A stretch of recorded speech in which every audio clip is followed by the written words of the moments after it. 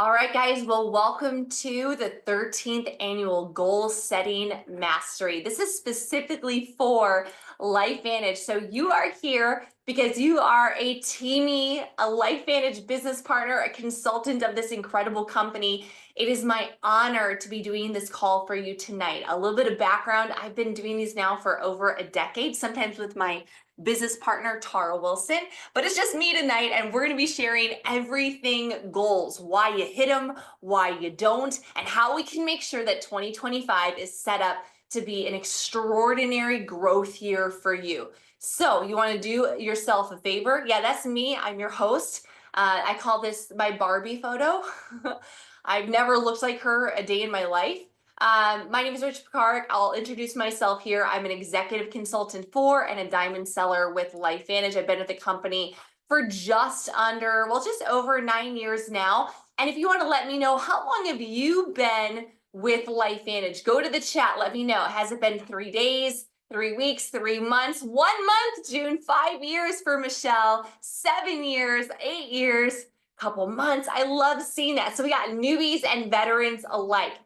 This is your last minute reminder to tell teamies to jump on and to grab a pen, a highlighter, and a journal. Now I've been trying to make these a little bit more succinct. I'm not a woman of brevity.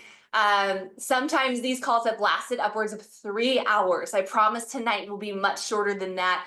But because I'm going to hit it hard with the information, you're going to want to listen with both ears. You're going to want to remove all distractions. Go to your phone, silence it, airplane mode, turn off all notifications. If the TV is on in the same room, turn it off. You want to focus on this here. And of course, I'll kick the recording out to you guys ASAP. There might be a moment, a game-changing nugget that you achieve tonight that will catapult you in 2025. And I don't want you to miss it because the little ADHD gremlins and distractions get in the way. Now, I do want to give a quick shout out that we do have an upcoming event in just 114 days, Global Convention. Drop a 1 in the chat if you are already registered for Global Convention. We got a lot of people. I love that, seeing that you're already registered. If you have a goal for LifeVantage and you are not already registered, that goal and that specific event that's not in alignment here. If you have a goal to build your business in 2025, you must be in Salt Lake at the Salt Lake Palace with us at the convention center for Global Convention. This is the must-attend event every 18 months with LifeVantage. It is your chance to get early bird pricing. I believe that they've extended that through January, so get that early bird pricing right now. It is a multi-day event. On Wednesday, the 23rd, you can sign up for office tours. There's also an Asian-specific celebration on Wednesday night. On Thursday, you can sign up for more office tours if you'd love to see the headquarters in Lehi, Utah, and the store opens. We also have a leadership meeting, and on Thursday night, the welcome party. So fly in on Thursday for most people, and we'll see you guys at the welcome party. All day Friday, all day Saturday is training, masterminding, breakout sessions, recognition galas, a whole heck of a lot of amazing events, and of course, team meetings. So step 1 is get registered and make sure that you get your convention ticket. And step 2, you want to make sure that you book your hotel, okay? Step 3, obviously, we're getting to the point where it's time to book your flight. Flights are still incredibly cheap. Do not wait till the last minute. Don't say, I'm going to wait, I'm going to budget. Like, guys, you'll save yourself a ton of money getting your tickets sooner rather than waiting to the last minute and having to fly some wonky flight with a ton of layovers or at premium pricing. Now, if this is our first introduction, drop a 2 in the chat if you and I have never met. If we've never met personally, drop a 2 in the chat. This is our first call together. Hey, June, I love it. Hi, Shanine. Glad that you're here. There's a lot of new people. Guys, my name is Rachel Picard, and I love Jesus. You're going to find that throughout kind of the conversation. It's who I am. It's what I do. It's in my being. It's just what it is. Now, this is not a religious conversation, but I just always share it. This is a fact about me. I love God. And it really weaves into everything that I do, into my brand, because I am just obsessed. So I'm a college dropout. I worked in retail. and a couple of dead-end jobs before I found my way into network marketing. I've had a crazy health journey. If you guys have gone through chronic illness or complications or autoimmune, I get you. I see you. I've had over 40 surgeries in my life, including most recently a C-section with my IVF baby Cashton. And I'm from a crazy dysfunctional blended family. And fun fact, I have 6 siblings. I have 4 brothers and 2 sisters. So we put the fun in dysfunction. And a little fact about me, I cannot watch movies more than once. I can't do it. If I've seen it, I don't want to see it again, unless it's a classic. How many of you guys love Shawshank Redemption? How many of you guys love like Forrest Gump or I don't know, any of those like really classic movies? Titanic, I can see over and over again. But typically even then I have to go like years without seeing it. So I'm not a big movie buff at all. My first company in this industry, I started completely offline. And I struggled. I did all the offline things. I did networking events. I did Chamber of Commerce, and those things work. I did trade shows. I was at every single major event in Chandler and Phoenix, Arizona, building my first company, but I couldn't generate enough leads. It wasn't until 2008 and 9 that I was introduced to digital marketing, or as we know, like social media now. And that's when everything changed for me as a network marketer. By 2011, about 18 months in, I had built a small brand of about 5,000 subscribers to my mailing list.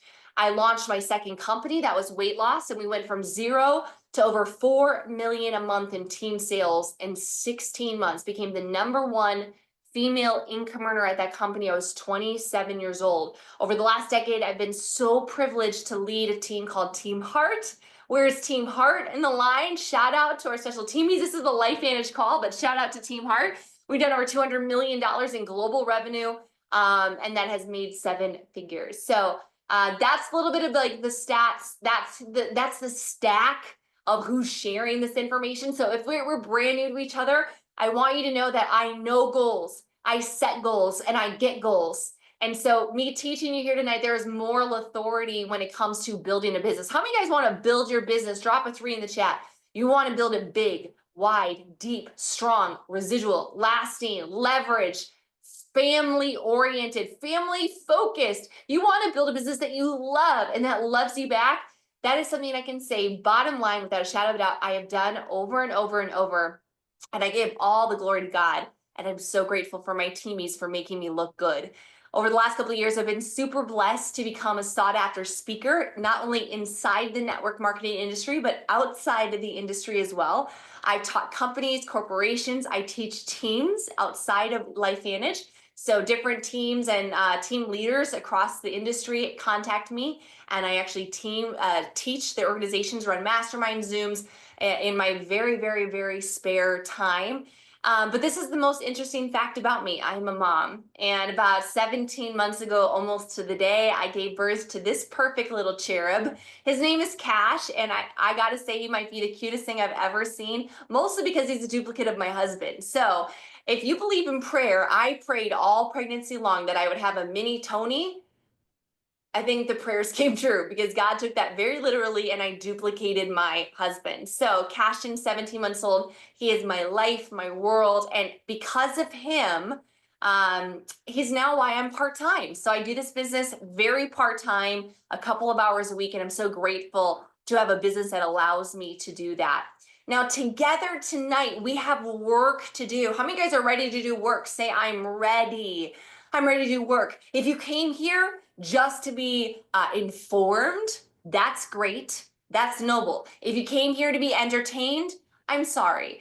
I'm not sure how I'm going to do here tonight. Let me know. But if you came here to do work, if you are ready for 2025 to be your best year yet, if you're saying, you know what, 2020 was whoa, 2021 a little bit crazier, 2022 slightly normalized, 2023 and 2024 kind of wondering how to get your footing, but you're now saying it is time for you to set, use, and achieve goals. Say, I am ready in the chat. We're not only going to set goals, but we are also going to create a plan to prevent self-sabotage. But first, we have to look back at the past. This is a phrase that I use often in business. You want to write it down, called audit. I audit my bank account, I audit transactions, I audit profit and loss, I audit my relationships, I audit my time, I audit my spiritual practices, I audit my diet. Even recently, I had a bunch of wonky things happening with my health. I had to make crazy adjustments to supplements, different foods that I was consuming to make my health a lot better. Auditing is kind of like taxes. You really do a deep dive and a review. So let's take a moment, open your notebook, hold up your notebook. Let me see it. Let me see it. Let me see it. Let me see those journals popping up, and write 2024 at the top. We're going to audit 2024 briefly and really, I want you to be raw with me here. There's nobody looking at your page. There's nobody looking over your shoulder. Nobody's going to ask you for your answers, so answer them correctly. What goals did you have in 2024? Write them down. What were your goals? What was your outlook? You might write none. You didn't have any. You didn't set any. Maybe they weren't specific. Maybe they were a goal you had for a while. Maybe you knew exactly what they were. And I want to know, if you knew exactly what your goals were, which ones did you achieve? Health goals, financial goals, relationship goals, which did you achieve? Maybe you bought your first house or your first income producing property, or you paid off a credit card or a car. Maybe you dropped some weight, or maybe you gained some muscle. Maybe you started dating again, or maybe you quit a very toxic relationship. Which goal did you have and what did you achieve? But really, what didn't you achieve? What didn't get done? What has been on your list for a year or maybe 2 or 3 that just hasn't gotten done? And my bigger question, I want you to write this down right now. We'll take a few seconds. Why didn't you achieve it? What has been the one reason, the one nagging goal that's kind of been on your mind, in your heart, sitting there on your shoulder, like, I need to get this done? Why didn't you achieve it? Was it because you didn't have money, or you feel you didn't have time, or you feel you didn't have support, or you didn't have belief? What was the main thing that tripped you up in 2024 that didn't work for you? Now, it is important to be aware of this, because if you are aware, Linda, Sarah, Jean, if you know, okay, this is why I didn't achieve it, then we can tackle that obstacle face on. We can tackle, if that's been a block for you, a hurdle for you, if that's been something that's been tripping you up month after month, year after year, we can tackle that thing head on. If we never audit and look at the past, we will go through life living the same year 75 times over. And I heard that once, a famous quote, and I'll butcher it. And by the way, I butcher a lot of quotes, so just bear with me. But it's one of the greatest, I think it was like, the quote is, one of the greatest failures in life is living the same year 75 times and calling it a life. We don't want to live the same year with the same fears, the same doubts, the same reservations, the same toxic relationships or patterns or habits. What was something that you did? And maybe it's something that is very internal. Like, maybe you have an addiction to TikTok, or your scroll hole, or something, Netflix or gaming, or maybe it's something else that's a little bit more caustic or nasty. Maybe you have a shopping addiction, or maybe something with dependency. Something is holding you back. Sometimes it's something as simple as, I'm just afraid of what people think. Why didn't you achieve what you wanted to achieve? If you're sitting at the same place with relatively the same income and life advantage as you did the previous year, now minus seller titles, minus the mind body explosion, okay, we're going to take away that. But let's just say, if you're relatively at the same mark that you've been at year after year, there's a reason. Get very real with yourself. Now, this takes the most amount of courage. It's scary to look at yourself in the mirror, or look it on paper, or even to write it down. I know some of my greatest fears of journaling has been, what if somebody finds this? What if somebody reads my deepest and darkest fears? Drop a 4 in the chat if you've ever felt that. What if they know how I truly feel about myself or others? Why didn't you achieve it? Now, which ones were actually good goals that you want to carry over in 2025? Circle them, right? Which are the ones that you're ready to take over? Which ones do you want to discard, cross them off? What limiting beliefs held you back? We touched on that. And then also, let's take a moment. What have you learned this year? In 2024, write down one major lesson. If you get a moment, I'd love, if you feel courageous, you can also drop it in the chat. It's up to you. Totally optional. Your participation is optional. Your smiles are mandatory because I can see you. This isn't radio. I see you. I see you, Debbie. Your smile is not optional. Your posture is not optional, right? Be here, be ready, participate with me. What did you learn this year? Jane learned that working works. No shiz. Working does work. Michelle realized that she works in waves, or I call that cycles. Everybody has a business cycle. Some of you guys work one day on, one day off. Some of you guys will work 1 week on and work 1 week, take a week off. Some of you guys will work for 2 straight weeks at the end of the month. And then as soon as the month is over, you'll literally go MIA for 2 weeks. I know, because you're in my team. I try to get hold of you. You're nowhere to be found. Some of you guys will work for a full month or 2 or even 3, and then you go dark for 90 days because that's your cycle. People are saying, I am my own worst enemy, not enough priorities. I need to be bolder. Personal issues. And guys, life can hit you in the face. I've been in this business long enough, almost 2 decades, that I'll tell you that life has hit me in the face. And there has been times where I had to pause business, pause phase 1 activity, pause being very front focused, because your life is, it requires both hands, both feet just to stay upright. Where did you fail? What could you have done better? Take 10 seconds right now and say, give a few words to 2024. Don't beat yourself up, but be real. Give yourself credit of what you did good, but also what excuses have you been kind of telling yourself? Excuses that haven't served you, excuses that have been kind of the same old song and dance. Now, looking at 2024, how do you feel about it 1 through 10? Be honest. And it could be total. It could be relationships, it could be health-wise, it could be business, it could be finance.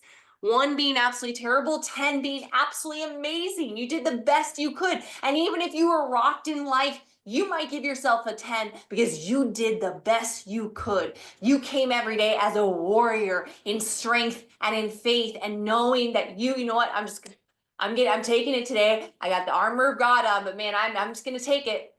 But some of you guys are like, I'm rating myself a 4. I was below average. I was not who I was called to be. I was not who I was meant to be. Now I'm telling you guys not to beat you up. Write this down. Your past is a place for reference, not residence. Your past is a place for reference, not residence. We look and audit the past to see, what did we do wrong? What takes us out? To gain self-awareness. Where did we win? What worked for us and what didn't? And by the way, you do not need to take pictures of these slides. I'm going to provide you the recording and everything, so you guys just take notes where you can, or just soak it all up.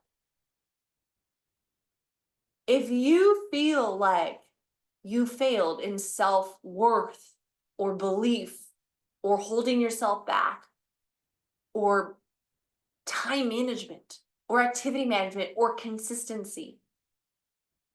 Or maybe you weren't the best you could be to your spouse, or the best you could be to your kids, or the best you could be to your parents or other people that you love. The past is the past. It's there for reference. We don't live there any longer. Can I get an amen in the chat? We're not living there any longer. We are going forward today. Today is a day of design. Tonight is a day of design. Tonight is a conversation of decision, and to actually make an intentional plan to make a better you. It is okay, guys. I skin my knees all the time. I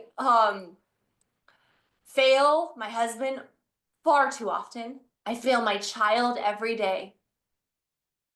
And I ask for forgiveness. And I move on. And I use it as a place for reference, but I don't live there. Now let's dive into the nitty-gritty of goal setting. Why do we do this? Why are we going to spend an hour and a half here tonight? Why do we goal set? Well, number one, it helps us stay motivated. Goals are important for us to stay motivated. The motivation is kind of like showering. It's recommended to do it daily. You need to acquire motivation all the time. Number two, it helps us measure progress. So when we know what we're doing, where we're going, we know where we can go, okay? It helps us focus. It helps us focus. Hold on one second. All right.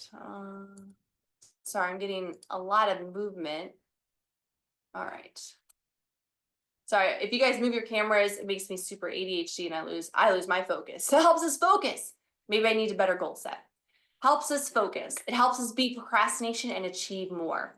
I love this quote by Locke and Latham in 2006. Goal setters see future possibilities in the big picture. Setting goals is linked to higher motivation, self-esteem, self-confidence, and autonomy, so personal freedom. How many of you guys want higher motivation, self-esteem, self-confidence, and autonomy? Drop a 4 in the chat. Then we better set goals. You are in the right place. If you become a goal setter, you're going to be more motivated. You're going to think better of yourself. You're going to feel more confident of what you can achieve. And ultimately, you will achieve more autonomy. But why do people fail? Write this down. They don't write them down. People fail at their goals because they don't write them down.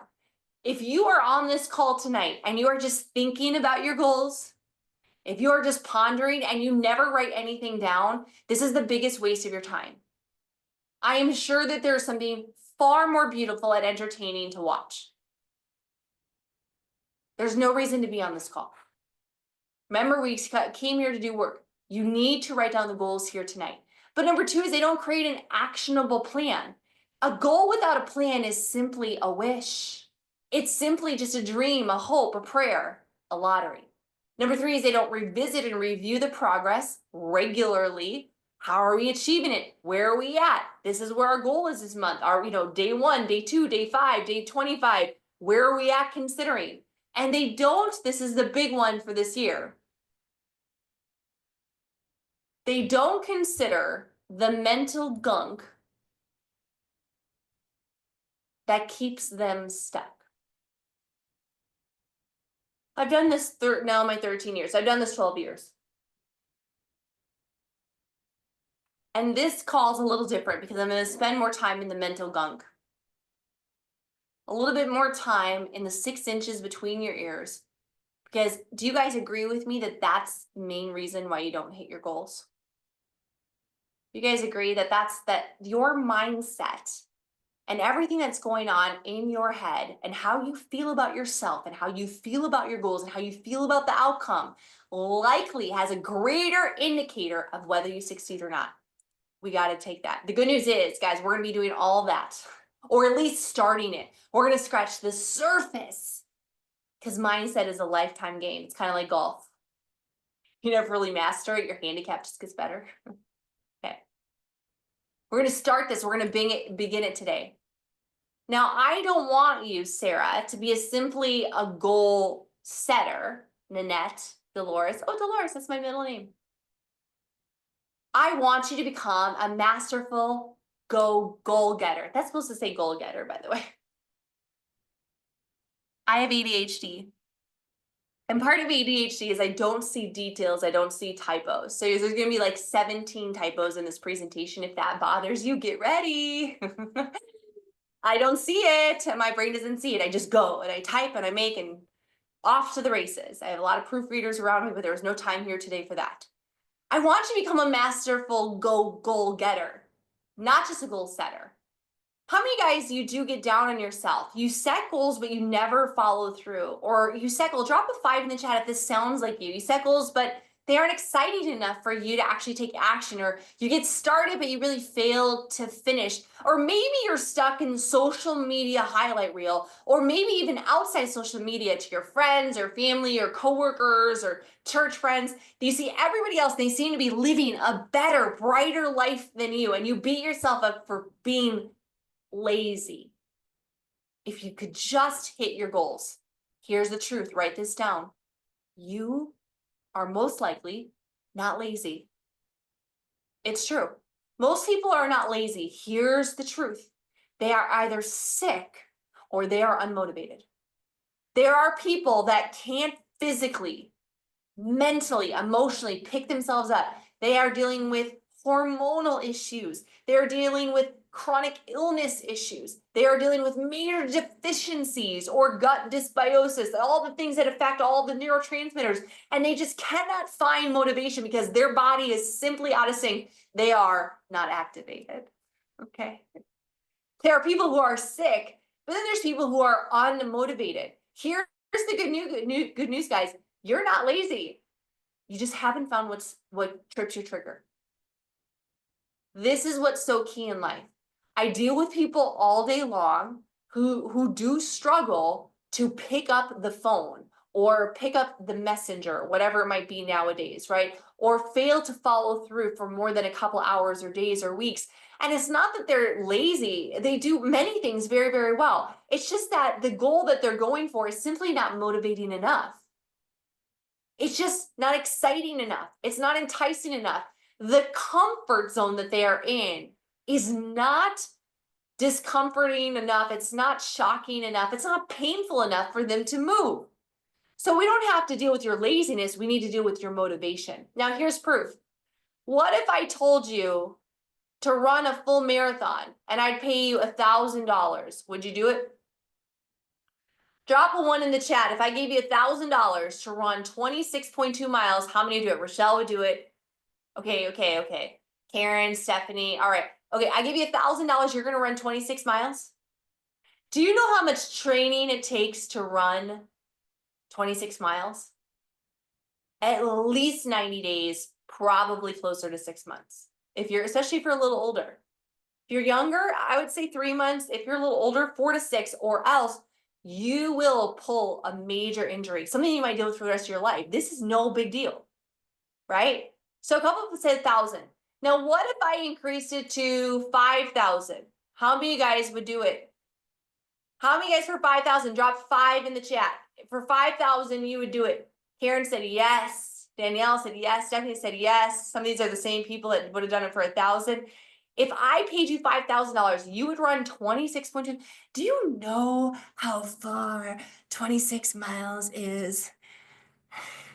I need you to think about some of the towns nearby, and if you want to grab your phone, Google how far that town is away. And maybe it's a route you always do. Maybe it's your commute. You pull up your commute. It takes you forever. You realize it's 7 miles.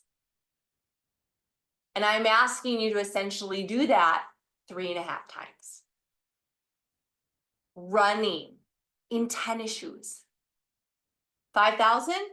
Andrew Davis said 5K almost did me in. Heck no. Now, what if I upped it to $100,000? If I gave you $100,000, most people pay to run. My husband is a marathon runner. He's run, I don't know, about 20 full marathons and maybe 20 halves, somewhere around like 40 races. I've run 2 half marathons. Whoa. There we go. My husband's a runner. I'm a racer. 2 different things. $100,000. Type in 100,000 if you would do it. How many guys would do it? $100,000. This would be, guys, think about this. You're training 5 to 6 days a week. You're cross training. You might be investing a little, probably more in supplements, more in food, massage therapy, cryotherapy, cupping, PT if need be. $100,000. You guys might do it, right? How many guys say no way, not even for $100,000, no way? And then mind you guys, this is if you're capable. If you're in a wheelchair, if you got 2 knee replacements, bone on bone, I get it.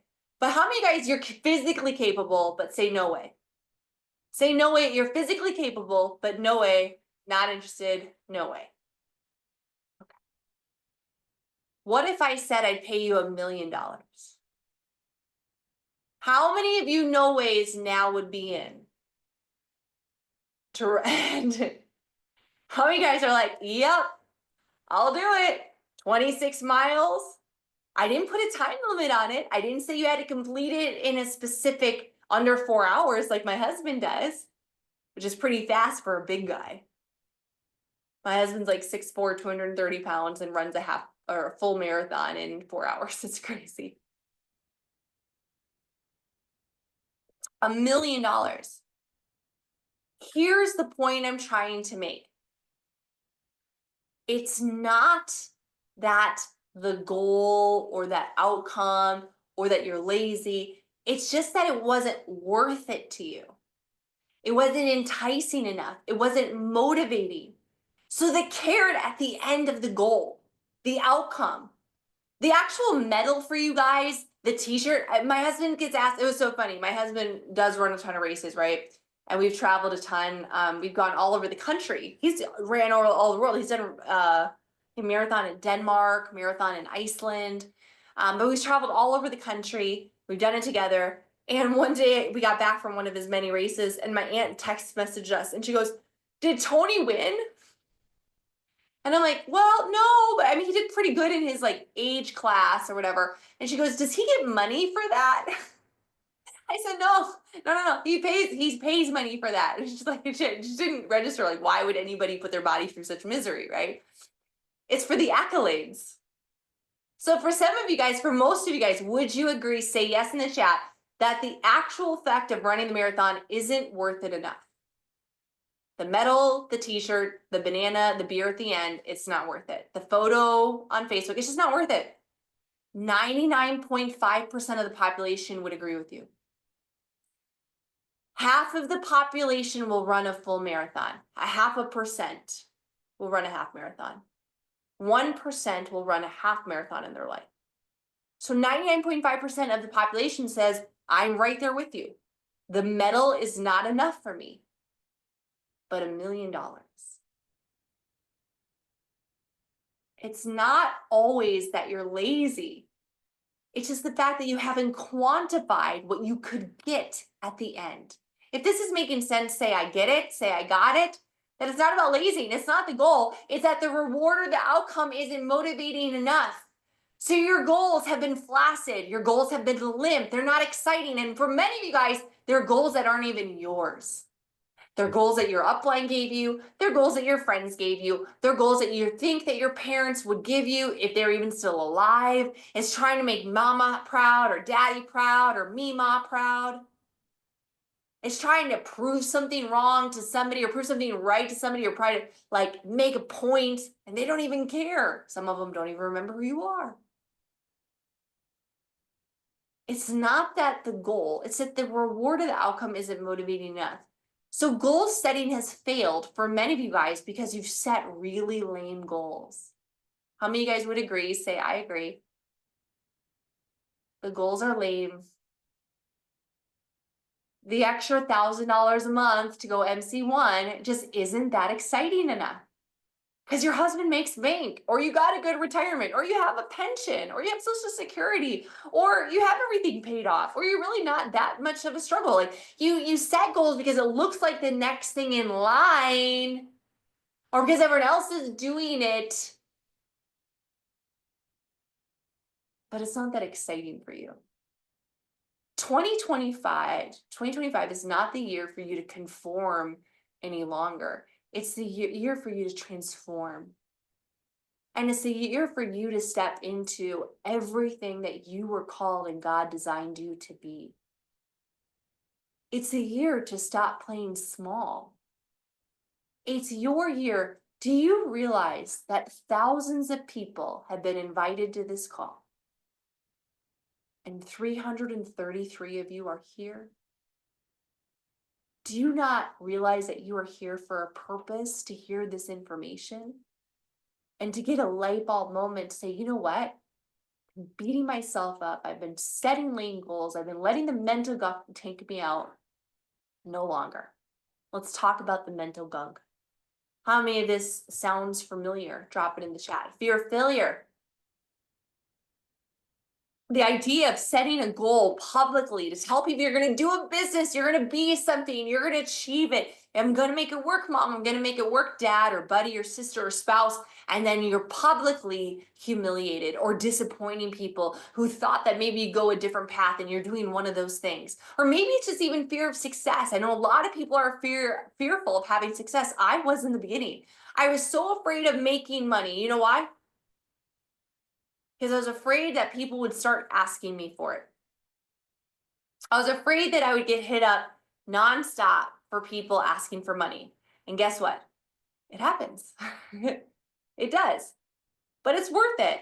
You figure out how to give, when to give, where to give, and how to say no. It's just part of the process. It wasn't worth being a college dropout failure my whole life because I was afraid of it. I had to overcome that.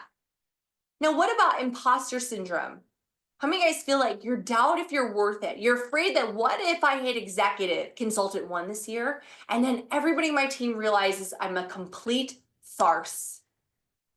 Drop a 5 in the chat if you're worried about this. They are worried, like, if I become a leader, what if they finally see through it and it's a mirage and I really can't lead them? Here's the newsflash, guys. You don't need to be perfect to be a leader. You just need to be about 1 chapter ahead. You need to be about 1 chapter ahead of your MC3s to be an EC1. Can I use the language of LifeVantage here? For you to be an EC1, you don't have to be a presidential in mindset and leadership and skill that if you were, you would be there. But as EC, as long as you're about like 1 chapter or a couple pages ahead of your MC3s, you can lead them. A chapter ahead in skill and mindset, a little bit of experience and wisdom, a few more failures under your knees and knuckles. How about perfectionism? You're afraid that you're going to do it, but if you don't do it flawlessly, the anxiety just cripples you. I thought I slayed perfectionism. If you'd called me 2 years ago and said, Rachel, you are just such a picture model of personal development. What have you mastered? And I'd be like, oh my gosh, I really mastered perfectionism. And then I had a baby. And then I had Shugs. Shugs, you're not allowed. No Shugs. You're not allowed, Shugs. That's my English bulldog. If she comes in here in 2 minutes, she'll be snoring and I won't be able to pay attention. How many of you guys had a new level of revealing when you had children? Drop a 6 in the chat. You're like, I thought I knew myself and then I had a baby. Wow. I thought I was like, I was like the queen of personal development. I am self-aware, I am consistent, I am positive, wow, I get over things really quickly, I'm fluid, I'm excellent, I'm great at what I do. And then I had a baby, crippling postpartum anxiety. And nobody told me that I had anything going on with me. So it was going on for months and nobody said that it was weird that I was tracking every bowel movement in a notebook. And I was tracking every time I'd feed, if it was the right or the left breast or both, or pumping and how much. Nobody told me that that was postpartum anxiety or that like I would freak out if he didn't get the exact nap at the exact time. Nobody told me. I just thought I was a freak.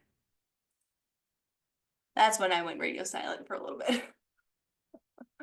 It's like nobody knows. How about ignorance? How many guys have the mental gunk of ignorance? Like, where do I start?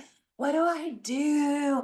How do I build a business? How do I do Instagram? How do I do Facebook? How do I do people? How do I talk to people? What do I say? What do I invite? How do I send a customer? How do I send a cart? How do I talk about my body GLP-1? I don't even know what GLP-1 stands for. How do you say tandem? Is it NRF2 or NRF2? What is glutathione? Where do I even start with this business? I mean, I just have the mental gunk of resource constraint. I don't have enough time. I don't have enough money. Most people don't have both. They're like, I don't have enough time or money. You've been sold a really crap gig in life, let me tell you. There's a lot of people who are broke as a broke and they have all the time in the world. They live on a beach. They don't care for nothing. I met those people in Nicaragua. I went to Nicaragua for a week. I met people that didn't have 2 pesos or whatever their currency is to rub together. They're the happiest people I ever met. No money. All the time in the world. They sat there on the front porch, no air conditioning, making tortas and tortillas. and making homemade guacamoles and salsa and what is that yummy the shrimp and the lime sauce, ceviche. All the time in the world, happiest people I've ever met, no money. And then I met a ton of people that have all the money in the world, but they don't have much time. But they have a lot of money to make resources and impact. But the great majority of people have no time or no money. Who sold you that plan? We got to goal out of this. Got to goal ourselves out of that. Losing, how many of you are afraid of losing relationships? You're worried that if you succeed, that people in your life will look at you differently. Drop a 7 in the chat if you're afraid of not having enough resources or losing relationships. Or maybe you're concerned that you're going to take the wrong direction. I call this the risk of regret. Like, what if I go all in Life Vantage and I step away from this path or this calling or this career or this path and I make the wrong decision? Now, we are 44 minutes into this goal setting class. We haven't set a goal yet. We haven't written down a thing. You don't even I thought I was going to write down I needed to lose 20 pounds. Rachel, when are we going to get into it? What are you doing here? Guys, do you get it? This is it. If you get it, say I get it. It's not that you were bad at goal setting. You might not have had a plan. It's not that you're bad at goal setting. You might not have good habits. It's not that you're bad at goal setting. It's that you didn't find something motivating enough and you didn't deal with all the mental gunk, that's the cog in the wheel that rusts up the internal fire and the combustion engine inside of your soul that says, go after it, go.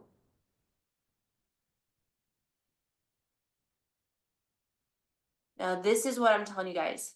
This work is lifetime work. It's your golf game. We're going to talk about personal development with goals here in a couple of minutes. So I got my lashes done today. Whoa. ADHD. And they're all over the place right now. Like, really fluffy. I have been in counseling since 2016. Disclaimer. Vulnerable moment. Let me be authentic.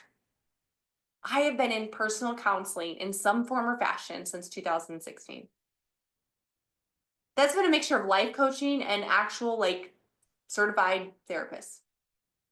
Why? Because of mental gunk. Past issues, past hurts, past abuse, wrong wiring, the way I grew up, the way I was wired, some of the way that I think. I'm not satisfied for who I am and how I react. And so I choose to deal with me and the mental gunk. I can't change the people around me, but you can change the person inside you. Now, if we want to be a goal getter and not just a goal setter, but you fail to start to look at your mental gunk, the fear of failing or success or imposter syndrome, it doesn't matter how many vision boards you make, my friend. If you feel you are unworthy, drop a 7 in the chat. If you're vulnerable enough to say, I feel unworthy of success, or I don't really feel like I deserve it, look at all the 7s, look at the 7s. If that's not you, that is your team. And if that's not your team, those are your prospects. And you're wondering why people won't sign up is because the majority of the people, they oscillate before feeling I deserve it and I don't. Or I could be good, but what if I'm the worst? It is the mental gunk. Life and success is the 6 inches between your ears. Goal setting is just a practical design to get you from A to B to Z eventually. It's a practical design of putting it on paper for what you want. But if I told you that if you actually went to this and realized whatever it was of these 8 things, there's one glaring looking at you right now that if you tackled it with all gusto this year, write it down. Which one is it? This is the books you need to read. This is the counseling you need to go through. This is the life coaching that you need to work through. This is the audibles you need to download. This is the podcast you need to binge to get over it. Now you might say, Rachel, I'm clean as a whistle. I don't have any gunk. Well, hot diggity dog, you should be teaching this class. Next year it's on you. If you've set goals before but failed to achieve them, it's not because, or it is because you haven't quite calculated the potential doubt or gunk that has led to self-sabotage. Almost all of your goals, I would be safe to say, have been eaten up and devoured by self-sabotage. How many guys agree? Drop an 8 in the chat. You sabotage your goals. Because in reality, you either don't really want them or you're afraid of what it's going to cost you or how it'll outcome.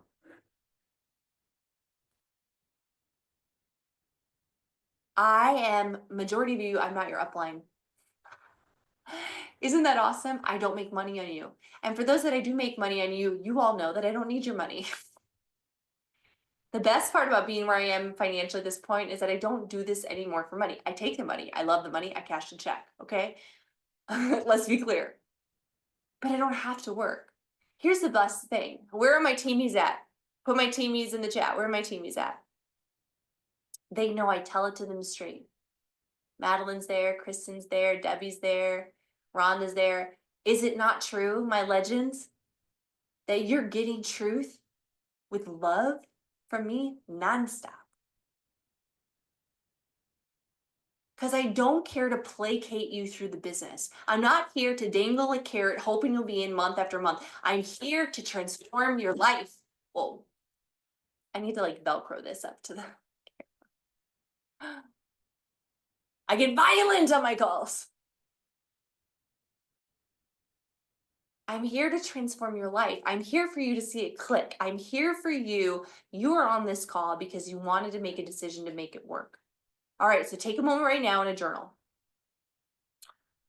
Put down your phones, turn off the TV, set everything aside. I want you to write down what is the overarching voice or tape or gunk that's playing in your mind about going all out on your goals.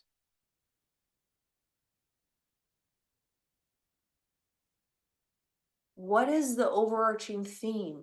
What is the voice? I'm not good enough. I'm not smart enough. I'm not young enough. I don't know technology. I'm too fat. I'm too thin. I'm too old. I'm too young.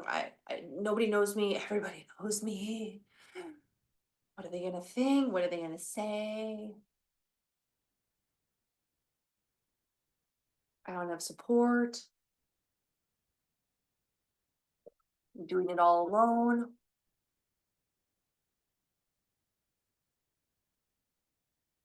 This freaking eyelash. It's going to be the 13th annual goal setting. It's going to be marked by the fact my eyelashes were too fluffy.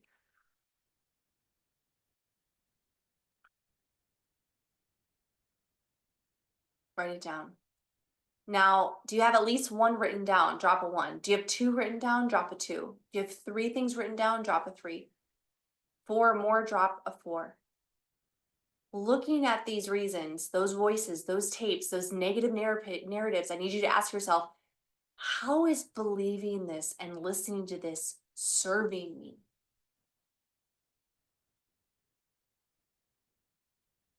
How is believing this rule or doubt or fear or law, even some of you guys have written it on like your heart as if it's a law, as if it's true, if it's legal?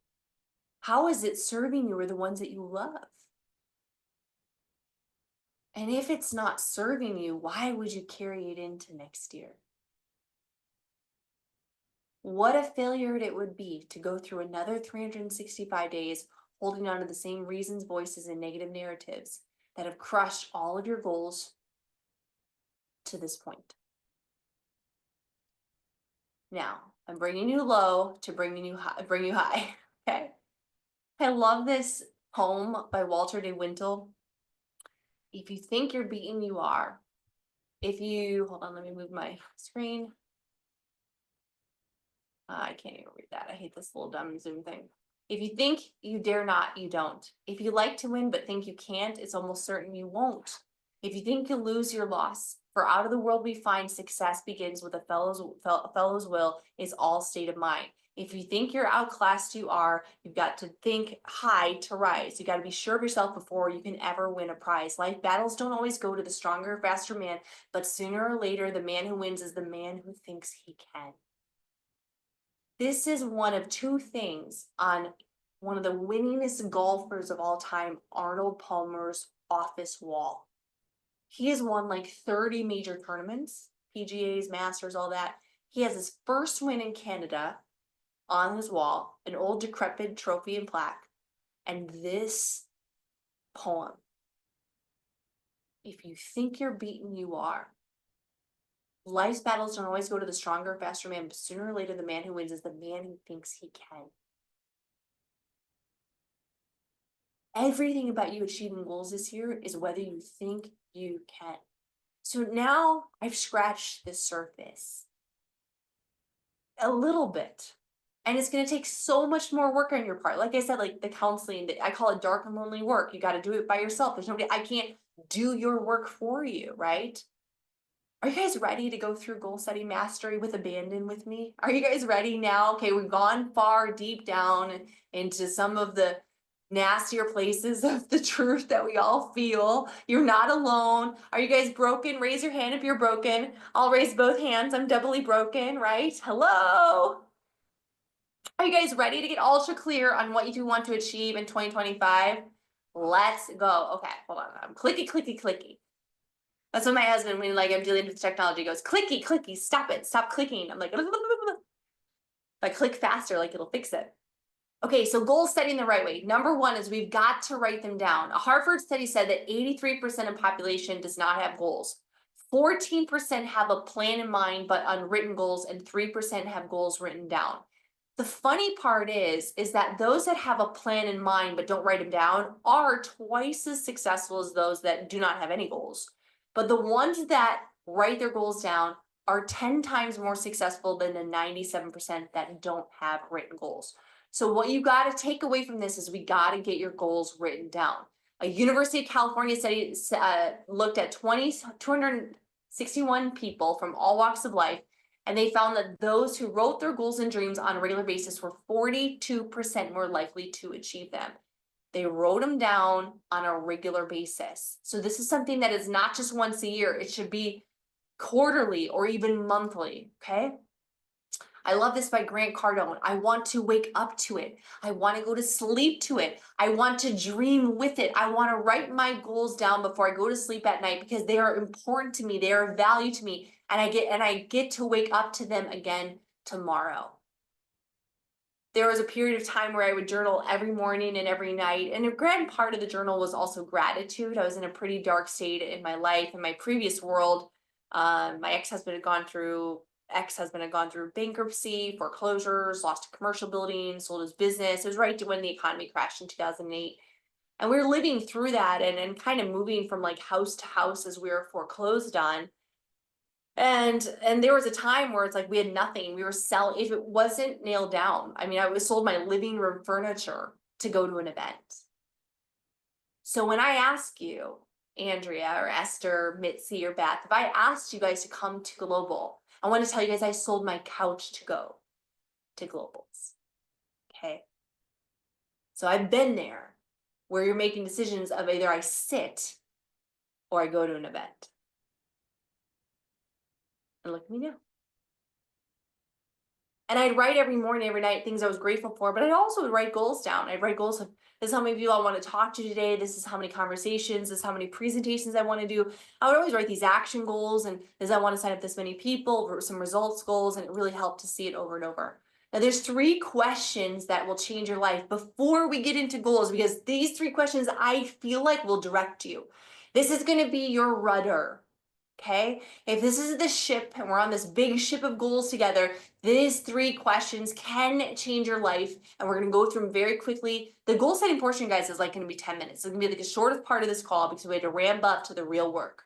Number 1, what does an extraordinary life and business look like to you? Write it down. Take 1 minute right now and just write it down. What does an extraordinary business look like to you?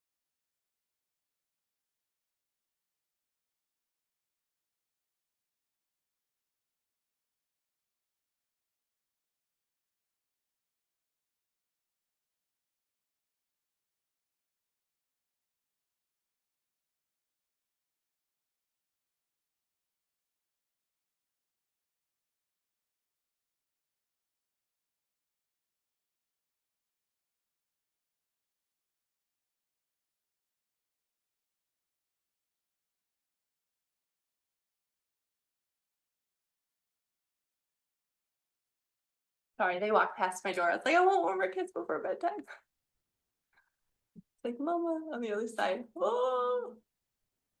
And this is gonna change. This is gonna change. An extraordinary life is gonna change. For me, it looks so different than it did even 5 years ago. An extraordinary life to me now, it doesn't look like running all out all the time. I did in October in the nooks and crannies, man. I went all out and enrolled 69 people in October. I enrolled 69 people in the month of October, part-time. But now what it looks like is being there all the time. I only miss a few bedtimes every month. That's okay. Daddy can do it sometimes, you know? What does business look like? Number two, we've touched on this a little bit. So let us bear repeating. Why don't you have it yet? And you can go back to some of those earlier notes of some of the reasons or some of the narratives that you've written down, but write it down like, this is what I've been holding on to. This is the voice. This is the reason, the excuse that I've been selling myself of why I don't have it yet. And number three, what needs to change in order for you to live it and have it? What needs to change in your life, in your actions, for you to live it and have it?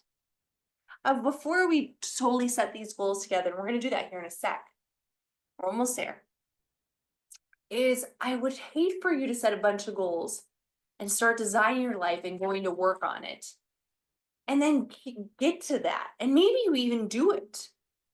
And maybe we're sitting here a few years from now and you're like, I hate what I built. I did great. I achieved the thing. I won the things, but I don't love what I have. I heard a quote in the comments. There's a million of them already. By the way, I'm having a hard time keep up with you guys in your comments.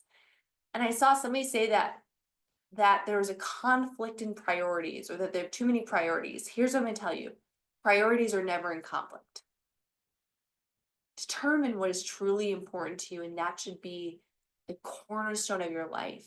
That should be the large amount of your time and your love and your energy spent towards creating and building that. Okay? Now, this is the moment. Are you ready? Are you ready to write down your future? How many of you guys are ready to be bold? You're ready to dream big. You're ready to put it online. It's been an hour. I need you to stand up. Okay. Stand up. All right, do it for me. I can see you. You're all on camera.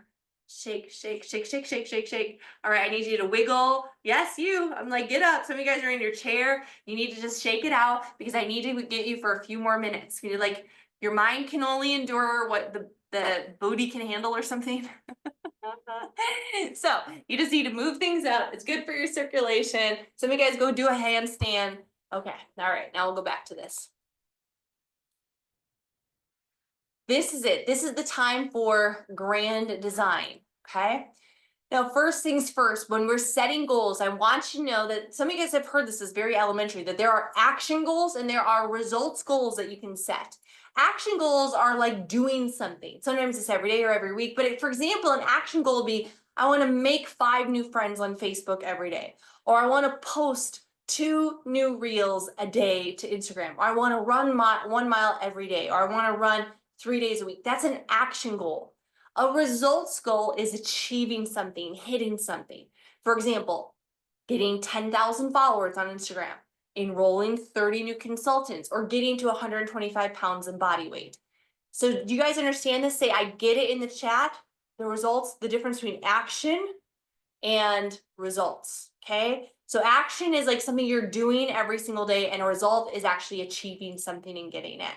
Action is how you get to your promised land, and the results should be that is the promised land. That's where you're really wanting to achieve, or that next set. Now, I pared down. I used to do 8 categories. I've effectively, in life, always trying to get simpler, and I pared it down to 4. So we're going to spend time on 4 different categories: health and wellness, relationships and service, personal growth and development, and then career and finances. Okay, careers and finances. So what we're going to do Oh, and by the way, nothing becomes dynamic until it becomes specific. So your goals, I want them to be specific. Don't say, I want to lose weight. A pound is weight. Say, I want to lose X amount of pounds, or I want to weigh this specific amount, or I want to be at this body fat. Don't say, I want to make more money. 1 penny is more money, right? If I give you a penny in your bank account, you have more money, correct? Yes or yes? You have to be specific about your goals. All right. I'm going to turn on some music. We're going to give each set about 90 seconds or so. Once you have 5 or 6 goals in each category, or you're done, 5 or 6 goals, or you're done, go to the chat and say done.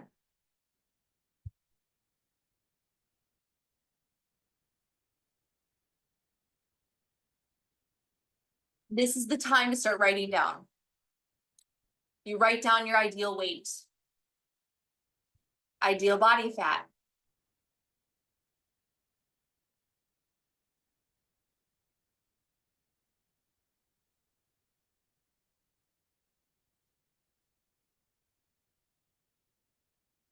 how many days a week do you want to exercise, or what type of exercise would you like to start?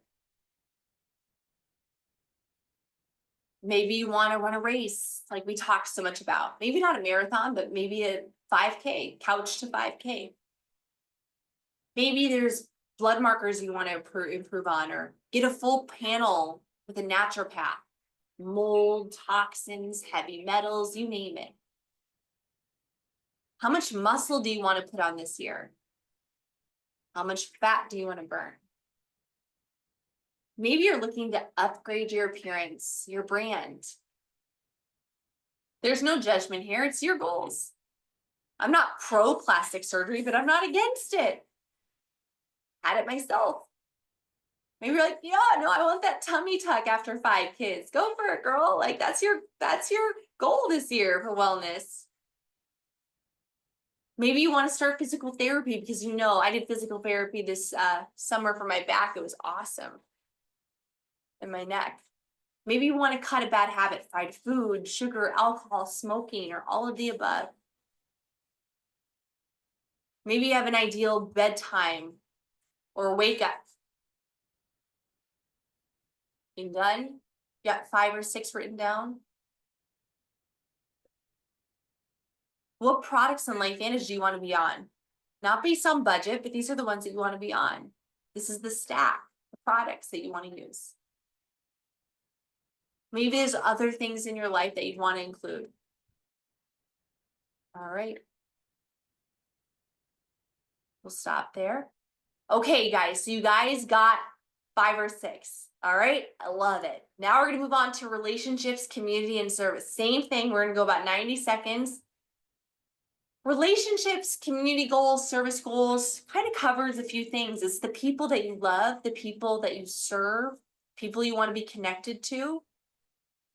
Maybe you have a goal that every week you have a family dinner date, or you eat dinner together 5 days a week as a family.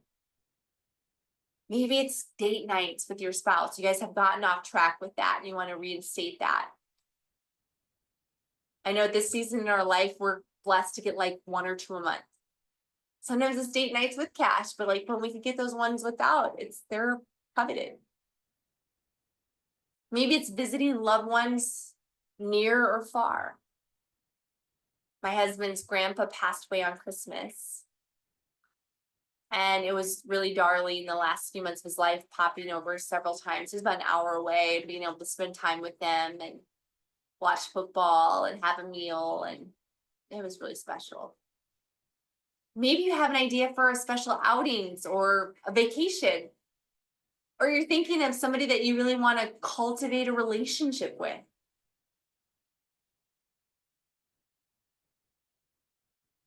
Maybe it's volunteering. What's a cause that you want or that's been on your heart?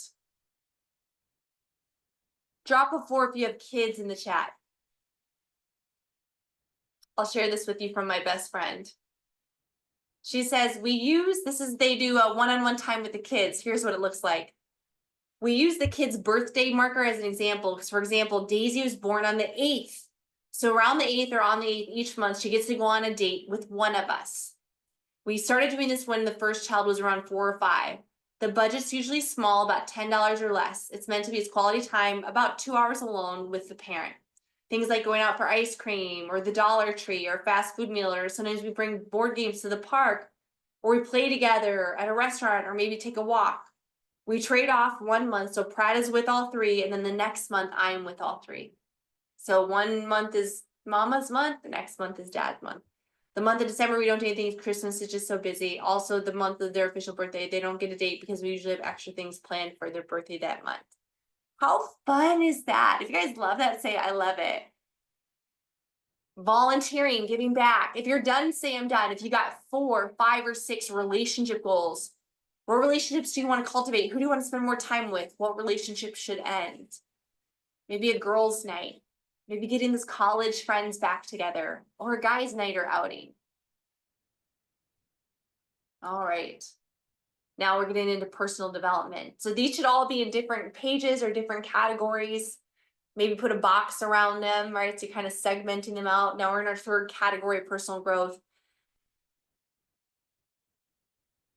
Your life begins to change when you change your inner thoughts and your inner being and your inner self. What are your goals for reading this year? It's almost like a lost art. I read every night, almost every night before bed. There are some nights where I'm just like, head hits the pillow, boom. there's nothing left. But to wind down even just a couple of pages, I have 2 books on my nightstand right now. I have a marriage book on love, and then I have a book on God's love for us. I think it's called Abba's Child by Brennan. I don't know what that is. Famous author.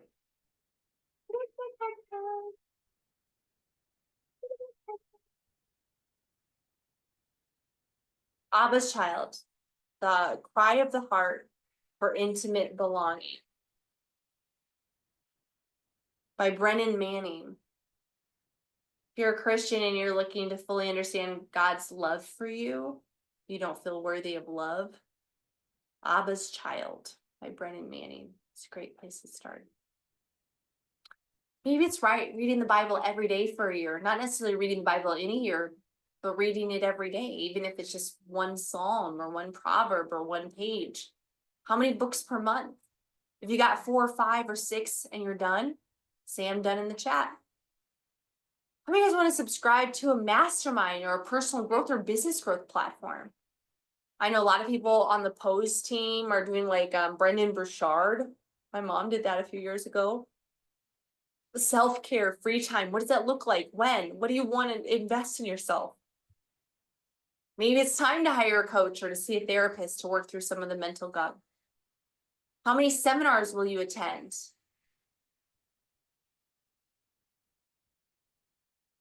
Awesome. And our 4th and final category, career, business, finances. Let's take about 2 minutes here. What skills do you want to improve or develop in your business? Or rank or seller title do you want to be, and by when? What date? Get specific here.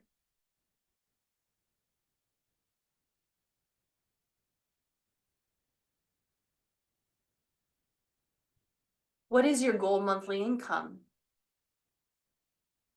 If you're a leader, aspiring leader, how many ranks do you want to break on your team? What ranks? If you're like, hey, I want to be EC1, I want to help 5 people become a managing consultant. Who are they? Do you know who they are so far? Can you identify them on your team? Maybe so, maybe not. Maybe they're going to be new people. What about personal branding, social media development? What platform are you going to master this year? You're going to buy the courses. You're going to take the classes. You're going to watch the free trainings on YouTube. You're going to spend a little bit of money to learn from people who've done it. Hire a coach. There's plenty out there that are crushing it. By the way, there's always somebody you can pay to teach you what you want to know. And there's also a ton of free resources. YouTube is it. If you want to learn anything, just go to YouTube. That's where I learned most of the things. I learned how to do reels off of YouTube. How much do you want to save or invest? Tony and I just had this big multi-meeting. I think we've been there now 3 times with a brand new financial planner and setting up all of our goals and bigger picture things, and even like small things, like set small goals. Like, you know what? This is like our savings goal, and heck, it's not going to be in our checking account anymore, a savings account. It's finally set up like a high yield savings. So go sick of just this money just sitting here getting nothing and robbed by inflation.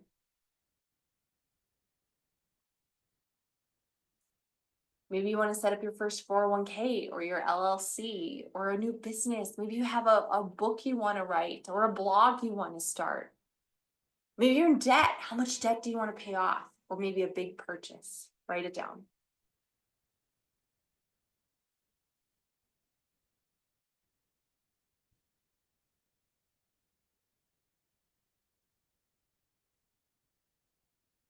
If you're done, say I'm done in the chat.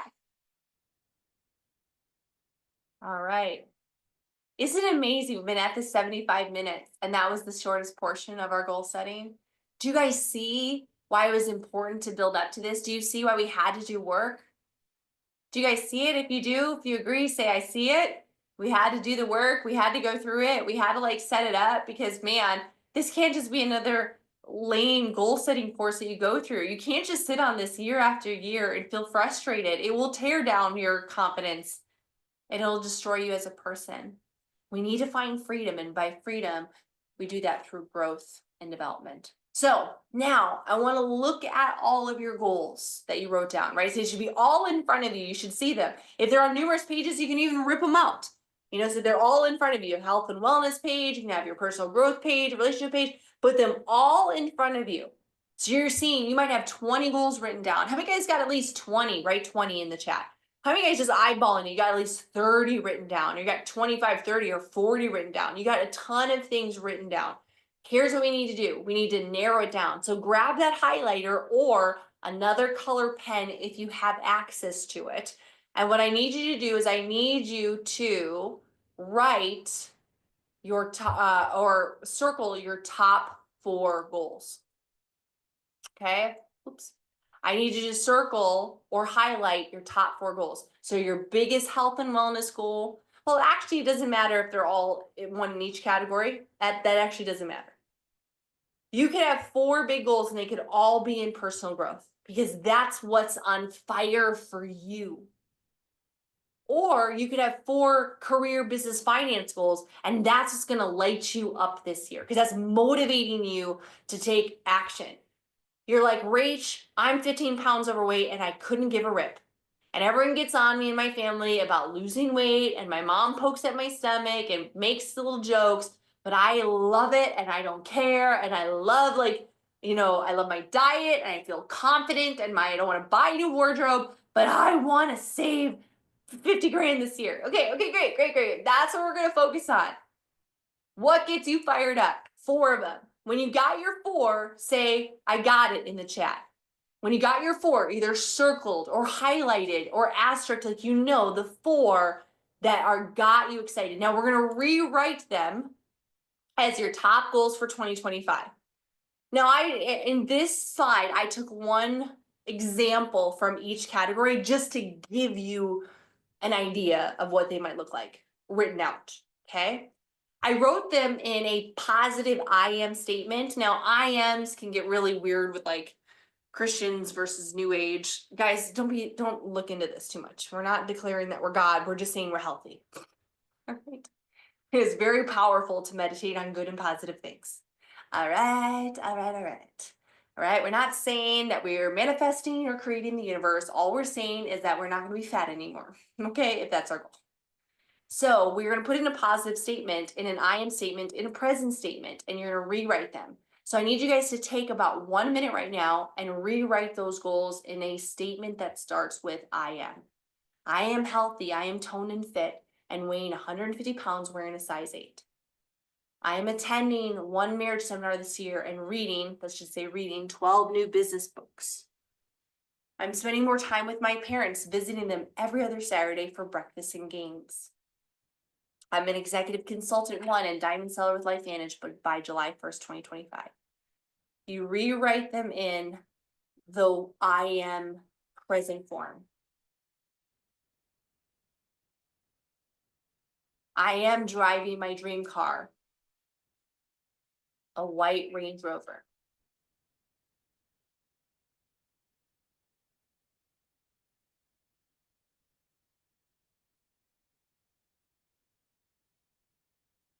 I've been madly in love with my spouse, going on one passionate date night every Friday. Thinking of new ways. Guys, imagine if you, so many wonderful things that you could challenge for yourself. You just start changing the way you look at it.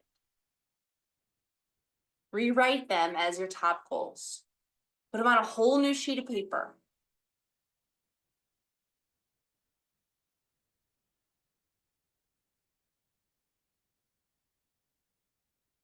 And when you're done with this, say I'm done.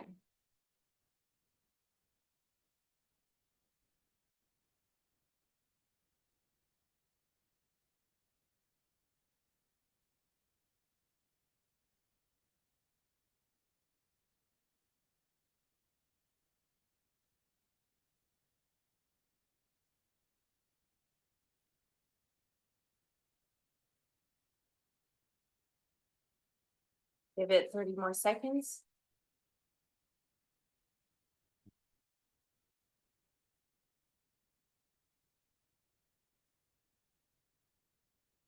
All right. Now I'm going to cut it to you straight because that's all I know, right? Is most of you guys, if you achieve one of these, your 2025 will be a massive success. If you guys agree with that, if you just achieved one of these things, you will have had a phenomenal year. Say yes in the chat. Like if just one of them happened, you'd be like, you know what? I'm going to mark B plus for 2025. Like that is an epic year for me. That was way better than 2024. I'm marking it as a W. It's a win. Some of you guys, you want to achieve more than that. You're hyper achievers. You want to get everything done. You're focusing on wellness and personal growth and relationships at the same time. You tend to wear yourself a little thin. You tend to spread yourself a little bit too much, but it's like trying to tell you not to breathe. I've learned that if you guys are the ones that spread and go after it and achieve and climb mountains, I just have to say, atta girl, because there's not much I can really deter you from that kind of pace. But for most of you guys, you just need to focus on one. What's going to be the most meaningful? I want you to circle, if you're the type of person who's better at ultra focus, who's needing a victory, instead of trying to go achieve it all, you just want to laser focus on one thing until it's done to replace and revive your self-esteem. If that is you, then I need you to circle that. If it's like, Rachel, I've been failing so long, I've been failing myself so long, my family so long, my kids so long, I've been saying I'm going to do it forever. I just need to get this done to recommit to myself and to know that I can do it. Just circle one. Might be two, might be three, might be four. Four is a lot. It's aggressive, but I wanted you to write them down. Okay. Now my question is, do these goals, 1, 2, 3, or 4, do these set your soul on fire? Do these motivate you?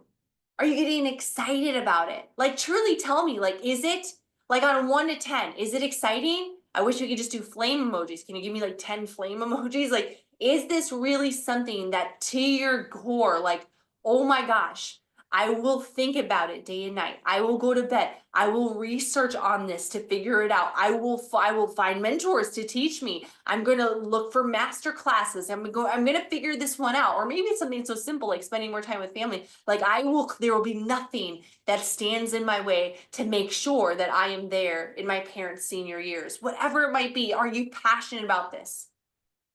This is how we come full circle of the dead, innate, flaccid, dumb, unmotivating goals that you've set year after year that don't get you fired up. You should feel like, you know what, in 2025, I'm ready to run for the hill for this. It's that important. Or it tugs at your heart, or you know that at the end of your life, if you spend the next few years doing this with this type of heart and servitude, that your maker will say, well done, good and faithful servant. It's not always about achievement, guys. That's why we made this thing whole full circle. Mind, body, and spirit. It's not always about making millions of dollars. It's about you doing what you are called to do. That might be with family in this season of life. That might be in your health, so that you are here and healthy as long as you're called to this earth. Okay? Are you passionate about it? Now we have to set a plan to achieve them. Remember, we said people fail because they don't write them down, they don't create an actionable plan, they don't revisit or review, and they don't consider the mental gunk. Well, we've done most of this, but let's talk about the plan. You want to take your goal or goals and write an action and a habit to hit the goal. Here's an example. You can take a picture of this one if you want, because it's a lot. I don't expect you to write this down, take a photo. This is just a format. This is not exactly the plan. This is not even the recipe. This is just an example. If like Dr. Jeff wanted to hit EC1 by July 31st, just because Dr. Jeff and I talk about that a lot. It's like, what are some of the actions you would need to do? What are some of the habits that somebody would need to do if you're running on an executive run? Well, one would be removing distraction. You have action goals, steps, to-dos, things to cross off. Cancel cable, cancel Netflix, delete the apps that are competing with you and your mind and your time. Look at your screen time, right? Delete them, get rid of it. If you're not making money on Instagram, delete the app. If you're not using Instagram to generate leads and not figuring that out and really investing in that, delete the app. Same with TikTok. If you're not making money on TikTok and trying to actively figure out that app and making content every single day, if you're just scrolling, delete the app. Set hours. Talk to your family about new hours. These are things that you need to do. Like, write these down. I'm giving you a format that you need to do. This is your homework. Remember, I said I do some work with you, but the rest you have to do yourself. You might need to set up a home office. You've been working at your kitchen table or in a crowded dining room. I know a girlfriend of mine set her home office in her master bedroom closet. It was the only area of like 8 feet she could throw in a desk, and she could turn, and it'd be like quiet from all the kids and the husband and the distractions. Put a little light in there, put a computer in there, she's good to go. Maybe you need to rewrite your list, and maybe your actions are to get 3 people a day to watch the LifeVantage overview for 90 days straight. You want to do an executive run? 270 people is going to do it. Then the habits are like following like a daily tracker. Getting up an hour earlier, maybe before work, so you have more time to do prospecting calls or to send messages. Schedule a weekly mentoring with your upline or your leader, and maybe never missing a LifeVantage training. And that goes for Monday night calls. What day of the week are your team calls? Write them in the chat. Are they Sundays or Mondays? Some of you guys have different team calls. What day is your team call? Monday. Ours are Monday. This is typically it. Never miss a team call. Never miss a LifeVantage training. If you're going to make this a career, and executive consultants make on average $13,000 a month. That's more than many doctors. By the way, it's $150,000, $160,000 a year. If you're going to make this type of money, you never miss a training. This is your business. You have training for free every week. The problem is that you didn't pay for it. Okay? Here's another example. Let's say your biggest goal is that you want to lose 20 pounds of fat and maintain a healthy weight of 150 pounds by April 15th. Like, you're doing the big Activate and Thrive in 2025 12-week challenge, right? So the actions are what? You need to order, let's just say order, Mind Body GLP-1 fat burn and extra axial, right? So you need your product, you need it here stat. Maybe it's joining a gym. Or maybe you find it's in your local community. There's a walking track. It is freezing outside here. Freezing. And I'm not walking outside when it's 5 degrees out. No way, no how. But I'll go to the gym and I'll walk on the treadmill or I'll walk on the track. Clean out the pantry. These are action steps that you need to do. So you'll set the goal, but guys, here's what happens. You set the goal, you get excited, you flame emoji, you flame emoji, you flame emoji, and then you never write a plan to do it. How are you going to lose 20 pounds of fat? Rhonda's law, I mean, her waist is literally shrinking from, I see over her pictures. Like, what would you have to do? Clean out your pantry, throw out all the junk food, maybe download an app, learn what calories are, delete Uber Eats or DoorDash off of your phone. Guys, if it's not on your phone, you're not going to do it. If it's not in your house, you're not going to eat it. There's certain things I allow myself as treats. They're very healthy and they're very indulgent, and those stay in my house. The other things that I know are total, like I have no control over, I don't buy them. I don't put them in my house. That's how I've lost 18 pounds and I've maintained it for 6 years, except for when I was pregnant and breastfeeding. Research meal prepping recipes. And then what would the habits look like? Here's what it looks like. Starting to set workout clothes on the stool next to your bed before you go to bed. So literally when you wake up, the first thing that goes on your feet is not slippers, it's your running shoes, it's your Nikes. Put your MB Core on your nightstand with water and take it immediately upon waking. Even if you wake and snooze for a few minutes, take it, go back to sleep for 30 minutes, then you can drink your coffee. Wait that 30 minutes, right, for the product. Then put on your workout clothes before brushing your teeth, wash your face. This is the habit. So I'll share with you a story. I started racing, not running. By the way, you should have known that this call is at least 90 minutes. If you're like, when does this end? This usually goes 3 hours. So I told everyone it was going to be at least 90 minutes. When I started doing races, I signed up for a 5K because my husband is a runner. Remember I mentioned that my husband's crazy like that? It's just nutso. So my husband is just a nutso runner, and I attended my first marathon. How many of you guys have ever been to a marathon? Raise your hand or say yes in the chat. Have you ever been at the finish line for somebody at like a race before?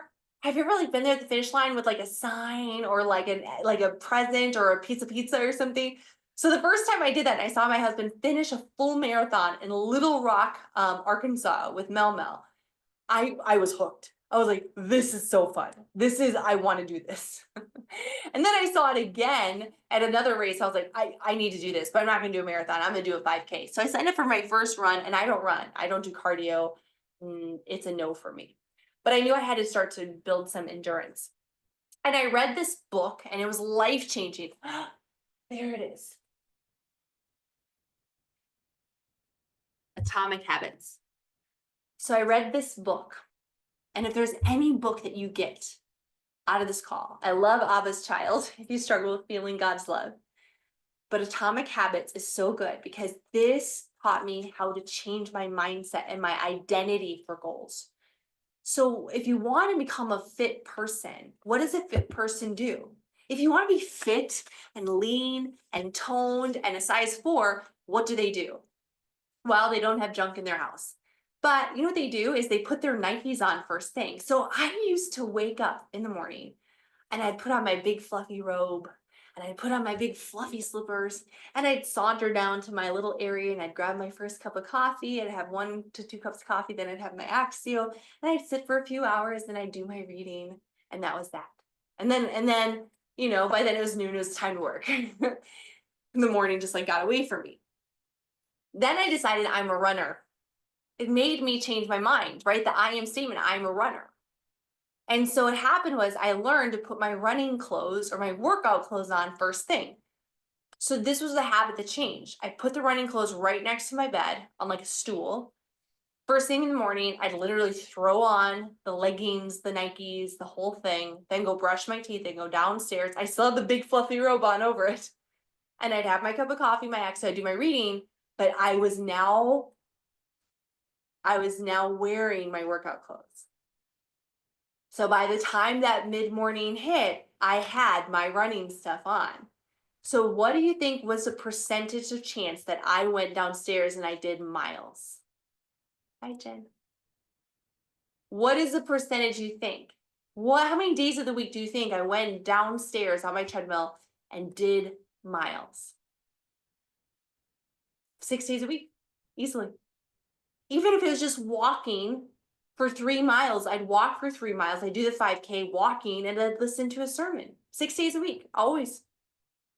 And no day is less than 10,000 steps because I was already dressed for it. And I got to the leanest, fittest that I'd ever been. All because I changed the habit. So put on your workout. If you want to be an athlete, I don't care if you're 300 pounds, start dressing like an athlete. It might feel weird at first, but you'll be that much more likely to go to the gym. Part of the habit might be when you get on your workout clothes, then get in the car with your Axio and start driving towards the gym. There might be some days you stop at Dunkin', but most days you'll hit the gym. And when you get to the gym, you scan your card and you go to the treadmill. There's some days you might only do 5 or 10 minutes on the treadmill and then call it a day and go back home. You're like, I'm not feeling it today. But most of the time, you're like, I feel great. I'm warmed up. I'm going to do the reps. It's the habits, the action plan behind the goals. The goal without the actions, the goal without a strategy, the goal without even a system, it's just a wish. Other tips, prep proteins or buy proteins. I do this a lot as well, as I'll buy proteins that are already prepped. So helpful. I'll buy like rotisserie chicken, pulled pork, pulled turkey in my local natural grocer, that I can like literally throw into anything. I'm not a picky eater. I think that's a big thing about healthy, thin people. Like it doesn't have to be fancy or even that great. I can always make it taste pretty good to me. But like I'm okay literally putting like chicken breast on toast and a little bit of mayo and like some celery and like call it a day. And like a hard-boiled egg or like a beef stick. But prep your proteins, prep your vegetables. If you need to buy the pre-cut stuff, if it makes it easier for you, do it for the time being until you can create the system yourself. Church, another example. If you want to start attending church or reading the Bible, research church. This is action steps. Pick one church to attend. Go to the Get Connected book. Inquire about membership. Buy an NIV study Bible. Change your habits of what you do at night on Saturday nights so that you're able to be spry and up bright and early on Sunday, ready to go. Set out your clothes the night before. One of the biggest tips I ever had of reading the Bible every single day, because I've been asked this a lot. And again, if you don't want to read the Bible, replace that with a book you're important to you, right? So if you have a book that's important to you that you would like to read every day, just insert that where I'm saying the Bible, okay? For me, the Bible is important to read every day because it's holy scripture. It's the word of God that created everything, and that's who I want to learn from the most. So my Bible doesn't get put away. If you come into my house, literally 365 days out of the year, I had family in town. We've hosted 3 different sets of friends and family we've been in our house 10 days and we've had 3 hostings already because we're crazy. If you go to my kitchen table, the Bible is there. It's open. If you want to get into those habits. So for you guys, it might be your personal development book. So like if you buy Atomic Habits, and this is one of the books that you want to start with, you really want to be a goal getter, get this book. And then what you do is you leave it on your kitchen counter and you have it open, or the bookmark, or you put something like your cup on top of it. Don't put a ton of water. But like you leave it open because at any given time you're sitting there, you grab that and you continue reading. And I bet I don't think it was annoying to my husband ever, because my husband has his Bible there too. He doesn't read as much as I do, but he reads quite a bit and he listens a lot. But I bet a lot of people come in and be like, she never puts that away. Like, no, it's that important. That's how I've created the habit. Now write this down. We're coming to a close. We're bringing it together. You lasted this long. I'm almost out of water. That's a sign. In order to change your life, you need to change what you do, what? Daily. In order to change your life, you need to change what you do daily. It's the actions, it's the habits, it's the system behind the goal. The goal should be something that sets your soul on fire. But if you don't create a habit or an action step or a system for you to methodically get there, you're not going to run the marathon. It starts getting the shoes, getting the gym membership for the walking path or the running path, or finding areas to walk, getting the right equipment or workouts or the little Fitbit or what did my husband, I would say Gremlin, Garmin, the Gremlin you wear on your wrist. Now, as we close, the things that can go chef's kiss and make it that much easier for you to go from goal setter to goal getter. If you're still with me, say, I'm with you.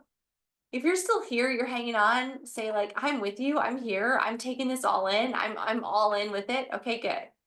Because I feel like I'm losing some of you. The chat gets quiet and I get nervous because I'm basically fed by interaction. Take a photo of your written goals, your action and habit plan, and then text it to an accountability partner. If it's a personal goal, this might be a spouse, a family member, or a best friend. If it's a business goal, this could be your upline or your teamies or your crossline, something that you're going to be running with over the next 12 weeks, okay? So from goal setter to goal getter is that you want to get accountable. And if you guys missed a slide, don't worry, this is recorded. Now, another way for goal setter to goal getter is to get aware. You want to review your top goals more than once and think about, again, the mental gunk that comes up, the fear of failure, the fear of success, the loss of relationships, and also create a plan to crush that fear or doubt in the face.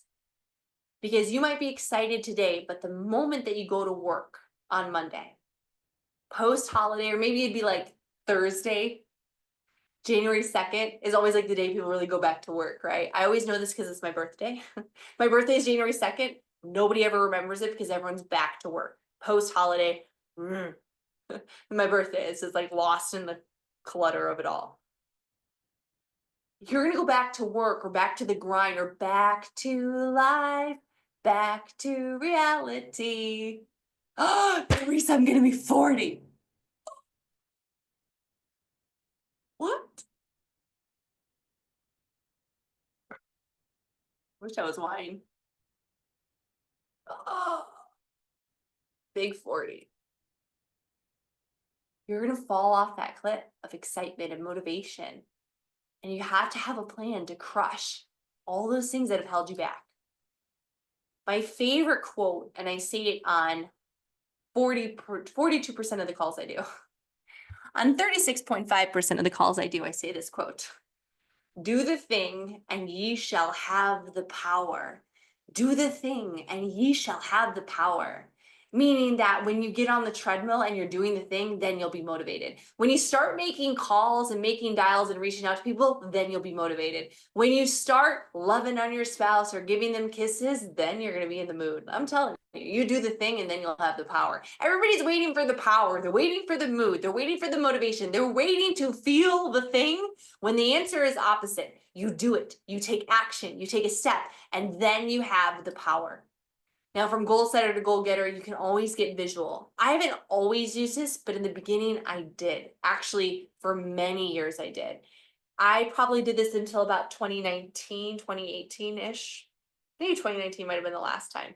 So I'm not going to discount it. I'm just saying, there comes a point where you get really good at this. You don't need to get it in your face. If you're not good at getting goals, get visual. There's apps you can look at. You can make a vision board. I've done life maps where kind of you can see this on the right. This is Amber White's life map. And we did the same thing that we just did together. We did it in a 60-person mastermind in Indianapolis, Indiana.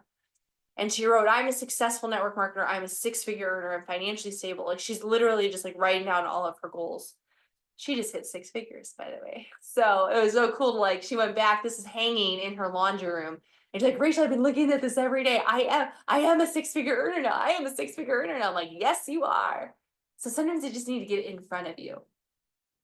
Sometimes you just need to imagine. I want you guys to take a moment, put down your notebook, put down your pen, and I want you just to begin to imagine what your life can begin to look like when goal getting comes to you with ease. when setting goals isn't an obstacle or fear anymore, but you actually set your mind to something, you're willing to put in the work, you believe in yourself, you partner with your maker, and you go and get it done. Oh, you imagine the confidence that you'd have, the self-assurance, the impact that you'd start to make with other people. One thing that I love about finance goals and career goals and business, and here in Life Vantage, we can discuss this, is that money gives you options. And a lot of times, many of the things you guys are worried about right now, or that your anxieties are falsely kind of like riddled with right now, or your frustrations are, it's just because you just don't have enough resources. You're holding the ticket, and the answer in 2025 is Life Vantage. It's taking this business seriously and epically and giving it everything. Imagine if you went all out, all in with Life Vantage, especially with mind body. Imagine what your business could look like in 60, 90, 180 days. I want you to imagine waking up and opening up your phone after taking your MB Core course and getting on your workout outfit. But looking at your phone and seeing your volume has jumped another 5,000 points because now you have an international team and they've worked all through the night. Or auto ship subscriptions just ran on the 5th, 10th, 15th, or 20th, 25th. Imagine waking up when your body is done, when you're done sleeping, when you're rested, no more to an alarm clock because you have to get up. Oh, I long for those days. Post kids, right? Post babies. Imagine getting up without the stresses of wondering how you're going to make the bills, or rise in inflation, or pay for all the costs or medical needs that your family needs. What kind of house would you live in? You know, we just sold our house. We bought a house, remodeled it, made it a beautiful home. Didn't love where we lived. We sold it and then moved into this epic, beautiful home that I'm sitting in today. And so much, I look around and I just see beauty. It's just a rental. It's a temporary home for us until we figure out where we're going to live. But it came to us, God gave us like this amazing house. Like I can't believe I pinched myself that we get to live in a house like this. It's amazing. What would your bedroom look like? What would the amenities that you have? I've always wanted a coffee maker bar in my bedroom so I could just get out and go get my coffee and maybe go saunter back to bed. What kind of view would you have from your bedroom? Would it be prairies or oceans? Tell me in the chat. Would it be mountains from your house, from your backyard? When you open it up and get up into your day, what would be your dream? Is it a lake? Is it oceans? Is it mountains? A couple years ago, Tony and I bought a lake cabin in northern Minnesota. It's an absolute picturesque dream little cabin on a perfect little private lake. And the view from it's spectacular. It's west facing, so we get gorgeous sunsets almost every night. And we have almost 2 acres there. And every time I'm there, it's magical. It's mystical. It's serenity. Think about your mornings and your days could start. You're a goal getter. You've gotten through the mental gunk. You're accomplishing things. You're making a difference. You're able to set your time and your speed and your pace and have your mornings to yourself. Again, your ride, maybe going into town, might look a little different. Your zip code might be different. Your car might be different. Your wardrobe might be different.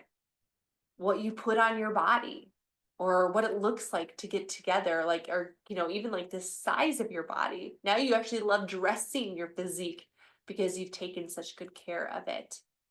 My husband woke up on like Christmas Eve. He's like, I wanted juice. I'm like, okay.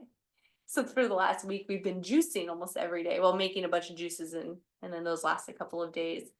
But maybe that's like a habit, or you want somebody doing it for you. How many guys would love a chef or love meals prepared for you? Drop a 4 in the chat if you want meals prepared for you, or to have like gourmet juices or smoothies or somebody there kind of helping you out. One of the biggest blessings I have is a very, very, very part-time nanny. It allows me to do my business, 2 businesses, very part-time. And she doesn't cook for me at all. My first doula would. She would make me snacks because she was taking care of me more than just cash. But my nanny like helps me out, and I walk into like a fully clean kitchen every day that she's here. At least it's so great. I think about like where I have gotten physically in LifeVantage that, from joining, being overridden with inflammation, stressed out, burnt out, adrenal fatigue, hypothyroid, to losing 18 pounds, to running my first half marathon untrained, not recommended. I know for years I had a white Range Rover as my dream car. With LifeVantage, I was able to buy it in cash. And maybe this is not important to you. Some of you guys, do you guys have a dream car? I was never a car person until I saw this car. And then I realized I wanted a white Range Rover. And I had it for years and I sold it this last year and I regret it every day. I might go get another white Range Rover. I have a mom car now. It's cool, but it's dumb. This is a very similar view. Like, imagine what you want your nights to look like or your weekends. Throughout the year, we have couples and friends and family visit us at our lake cabin. This is pictures of us at our lake with our boat. There's 2 private islands on the lake. We catch amazing fish there, the memories, everything that we've had. How many guys want to speak on stage? How many guys drop a 5 in the chat? You have a story, you have a word, you have a message. You want to inspire. You want people to come up to you and say, because of you, you changed my life. I always wanted that. I was always the give me the microphone girl. I've spoken at GoPro. I've spoken in stages 15, 18,000 people. I've spoken at every major LifeVantage event. It's been such an honor, and industry events as well, reaching the top of the comp plan. I share all this with you because goal setting doesn't just have to be a wish. It can actually be the key that you need for your dream life. And I just shared a brief, beautiful little moment of some of the glory that we've experienced as well. So I ask one thing. One, that you tackle your goals, your action and habit plan with gusto. But I ask a bit of a favor as well. If you loved tonight's training, go to my Facebook, it's Rachel Picard, my profile, and I did a post today about this training. There's a little shareable with me, and I want you to make a comment on that post and give me a testimonial. So you're like, I attended tonight's training, and tell me your takeaway, or tell me that you loved it, or tell me what was the thing that was really stood out for you. If it was something of value, if it was not, and you didn't love it, no worries at all.